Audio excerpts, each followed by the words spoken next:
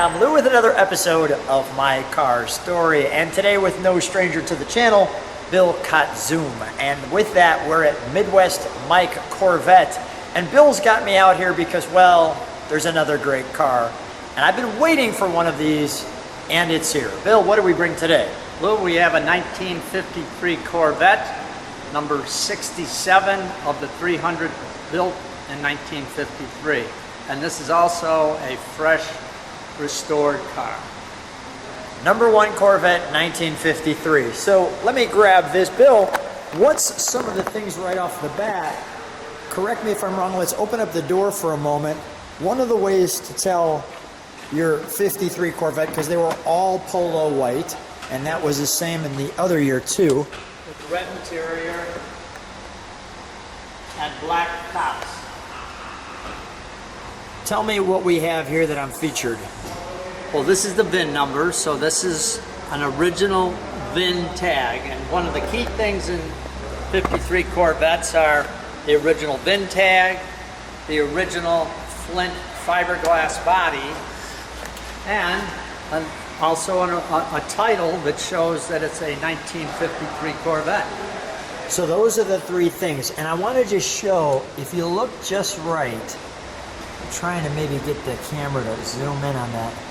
It's hard to see, but there's a hand-laid fiberglass grain that you can see. Yeah, let me see if I could get kind of the grain maybe in the light.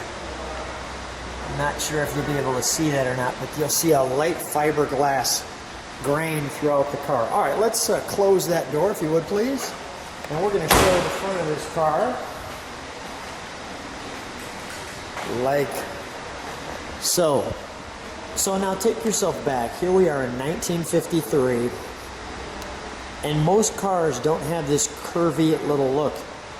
The Corvette was an introduction model, and it wasn't this race car. It was specifically designed as a sports car with this new stuff called fiberglass, or at least what appeared to be new. These egg crate headlight lamps. And the colors that, sort of that racing look from Europe. Yeah. So was this like a direct competitor, do you think, to the Ferrari at that time? Or because the Ferrari was somewhat relatively new at that time. Yeah, this was truly just like an American sports car, maybe compared to like the MGs, because it wasn't at the level of the Ferrari. So giving us a chance to compete on a sports car market. Right. Had a little forward swoop to it. Then some of the unique things as well is that, and we're going to see this when we go into the trunk,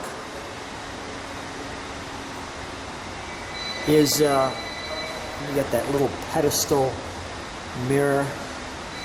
So now this car being restored,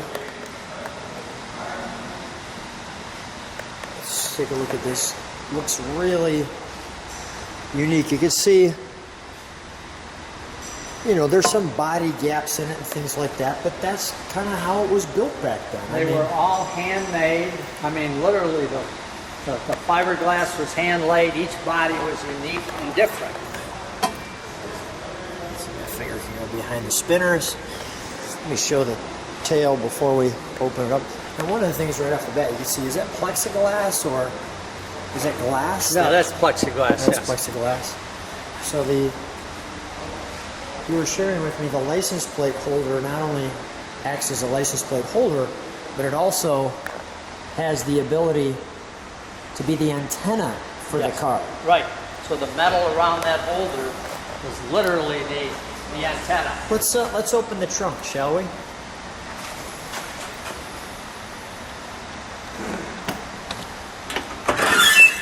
We'll go through here. There we go. So tell me what we've got right in here. Well, first of all, Lou, we'll take a look. Here's the radio antenna Gotcha. cable that goes back. There's your connector. light for that. Okay. But also back here is what's called the side curtains. And this car did not have roll-up windows. So can we pull one of those out?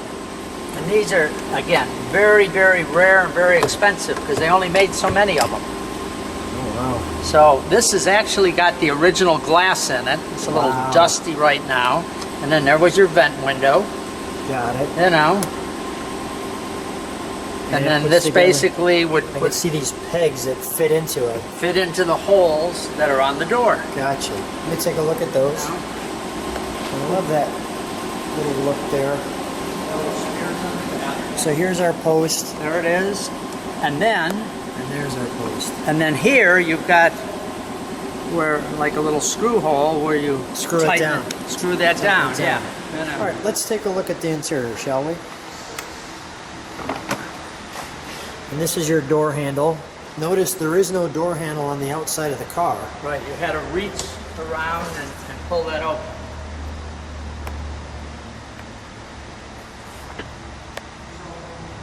And it's interesting too because after a while they weren't sure that the Corvette was going to make it, like in 55 through 56. 56 was the key year. Well, I'm going to show you one more little unique thing Yeah, when you please. get back to the door panel there. Yeah, go ahead. There's like a little area for map storage. area. Yeah, you know. Got it. I'm noticing this is where you pull the door shut. Yep, that's the door pull. Little door pull there. All right, let me take a look at our interior. Now, were they all automatics or did they have... No, they were all automatics, all had the same engine. All automatics. There were no options. They were all optioned the same way. Here's our buckets.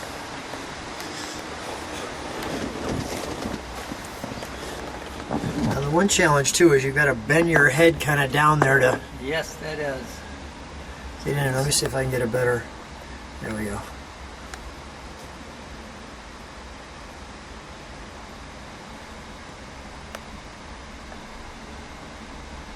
The light's hitting it right there. I'll come over here.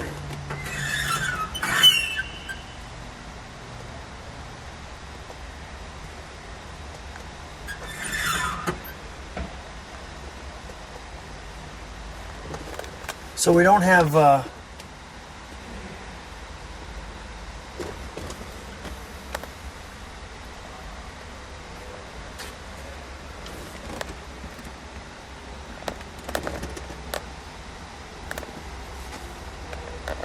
Well, another unique thing you see in the center is where the tachometer is. yeah, here. And in that, there's also like an odometer type gauge. Yeah. That used to count the revolutions of the engine. Is that right? Yeah.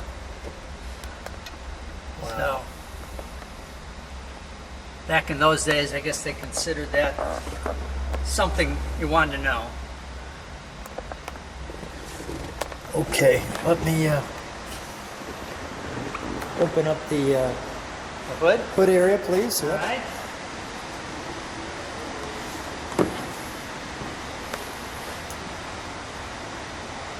That's clean. There's your blue flame 6-cylinder engine. Again, this was basically a truck engine at the time and pickups, but then this has a special head, which is also very unique to this car that would accept the 3 carburetors. All out and all going sideways. Now, if I recall correctly, wasn't there some kind of, later they realized there might be a little challenge with that going sideways like that. I'm going to do this way so you can read that. That's the windshield washing fluid. Like so. And on this side, the all important blue flame. Yeah. Well, Bill, while we've got the blue flame open here, let's fire it, shall we? Okay. We'll listen to the exhaust coming through the body. And there might be a little way to see some of the webbing in the glass.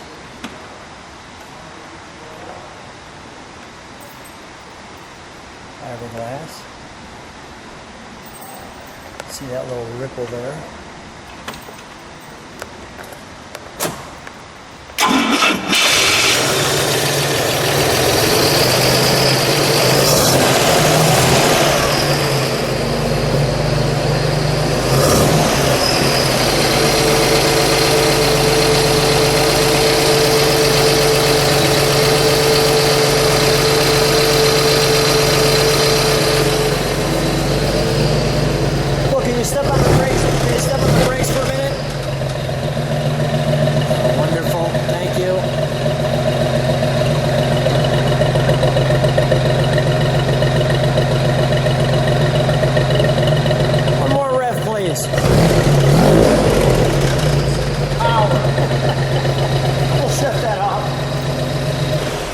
sounds a little like a truck, doesn't it? Very unique car. Bill, how many 53s in your career have you had here at Corvette Mike We've had Midwest? about 10 or 12. So is each one of them special? I mean, it's got to be a little exciting when the first one comes in. Oh yes, and they're all known by their serial number. That's how they're known. That's basically it. There's probably, guess them at 150 to 200 left. Yeah. And like I say, we've had 10 to 15 Very nice. over the years. So yes. Bill, what a treat. Lou, thanks for coming out. Thanks so much. Giving us the opportunity to show you this wonderful car. Thank you. If you like what you see, subscribe to the channel, hit the bell. Thanks for being on My Car Story, Bill. All right, thank you.